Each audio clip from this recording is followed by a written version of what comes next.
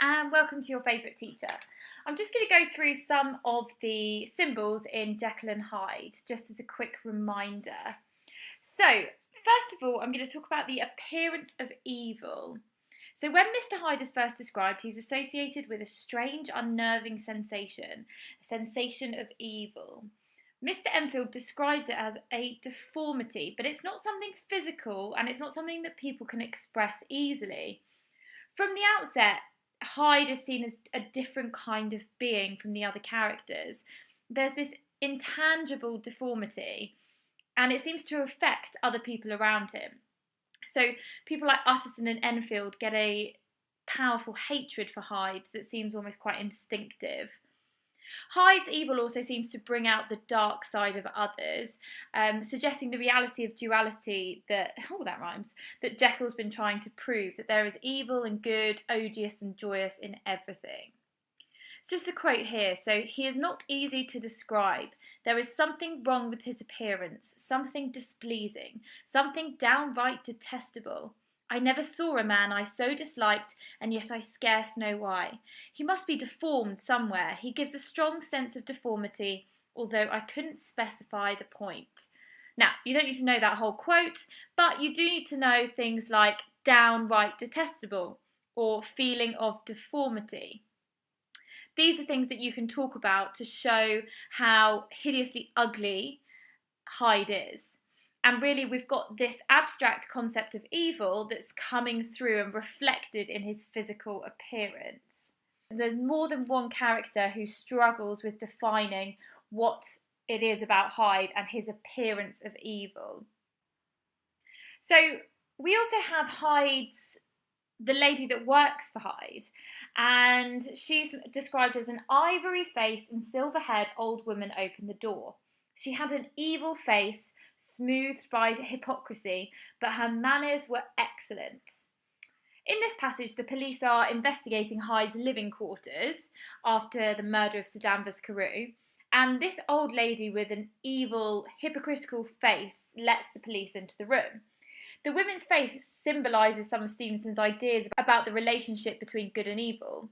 All human beings have a secret desire to do evil, but most people learn how to control it, or at least hide it in some way.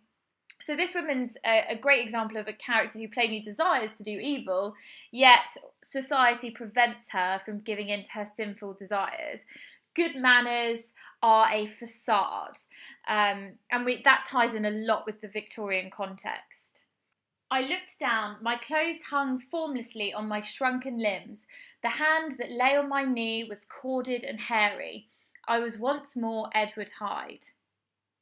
In this passage, Jekyll is in public and finds himself transforming into Mr. Hyde, and he's detailing this in his confession.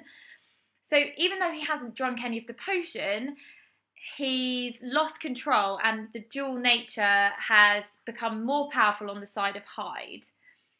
Stevenson's description of Hyde's sudden, unexpected appearance might parallel some of Sigmund Freud's ideas about the relationship between the conscious and the unconscious mind, as Hyde kind of jumps out and catches him off guard.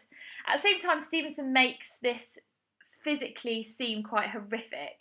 Hyde again is portrayed as evil, even down to his appearance. So he's shrunken, corded, hairy, unlike the presumably healthy and wholesome Dr. Jekyll. Another sort of motif that we have is the use of the weather, in particular the mist and the fog. So the streets of Utterson's London are obscured by the weather, just as the mysteries of Mr. Hyde and his crimes are also obscured. The mist makes the layout of the streets hard to follow and makes sort of this setting particularly ominous, which fits in with the Gothic genre.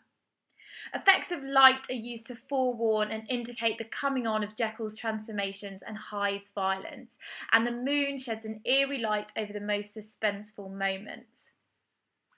Now, it's really important that when you're talking about the setting, you link it to what's happening in the story, and Stevenson does this through the use of pathetic fallacy.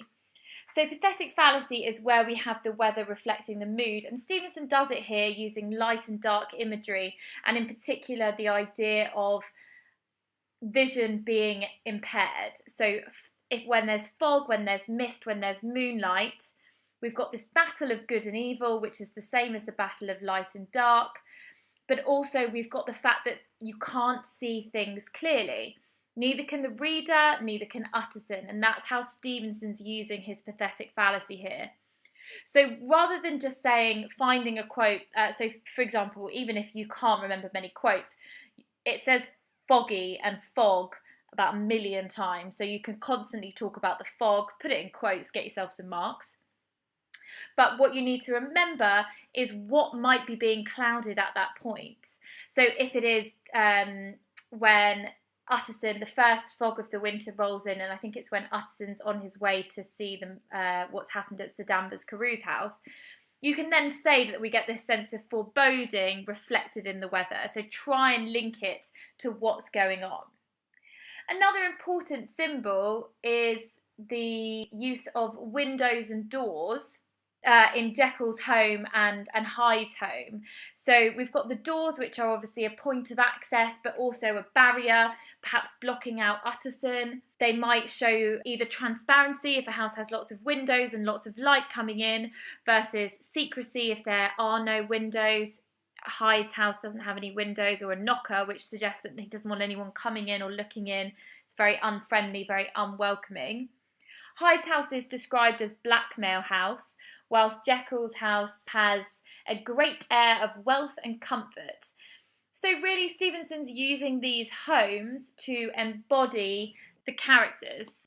We have that as well in Jekyll's house, where we have the front of the house, the one that's accessible and beautiful, good home that represents his wealth and status, and then we've got this laboratory that's hidden away in the back and really quite neglected.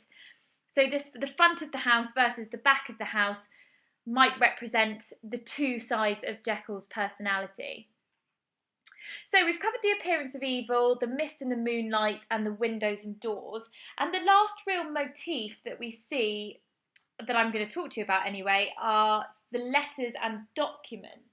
It's quite an interesting thing, and we don't actually get this in too many stories. But what we have is all of the different convoluted interactions between the characters. They don't just come in the form of a third-person narration. We have confessions, we have letters, we have wills, and all of these things help create the suspense and mystery of the book because of the fact that the narrative itself is quite hard to follow. So an example of this obviously is the initial will of Dr. Jekyll's, the document that Utterson is so worried about because he is leaving all of his money to Hyde. We've also got letters where when Jekyll asks Dr. Lanyon for help, he says, "Think of me at this hour in a strange place, labouring under a blackness of distress that no fancy can exaggerate, and yet well aware of that. If you will but punctually serve me, my troubles will roll away like a story that is told. Serve me, my dear Lanyon." So here we've got the fact that he is evoking some sort of sense of loyalty with his old friend. He won't even tell him what's going on. It's almost too horrible to write down. And he's just hoping that Lanyon will honour their friendship and come and help him. The last two chapters of the story are both written down documents. So chapter 9 is where Utterson reads Dr. Lanyon's letter, and it's the letter that he writes down because he can't possibly tell anyone, and it's about the experience that he has where he goes to Jekyll's house and sees him transform from Hyde back into Jekyll. He talks about how my soul sickened at it, and Lanyon here asks for Utterson not to read this letter until such a time as Dr. Jekyll is no longer around, so either he disappears or he dies. So it's quite significant that we've got the last two chapters as the letters, because we have the end of the action at the end of chapter 8 where we see Utterson breaking in and see a twitching sort of figure who's supposedly someone in Jekyll's clothes. And no one really has a clue what's going on. But with chapter 9, we see Lanyard's perspective. And in chapter 10, we finally have circumstances of events told from the perspective of Dr. Jekyll in his confession and his will. And in that, we have the letter explains that he long ago realised that humans have a dual nature and that humans are not truly, a man is not truly one, but truly two. So I think it's significant here that the letters are used rather than just having someone confess it in another form, so for example in dialogue. And that might almost be that people would rather write things down than express these thoughts out loud.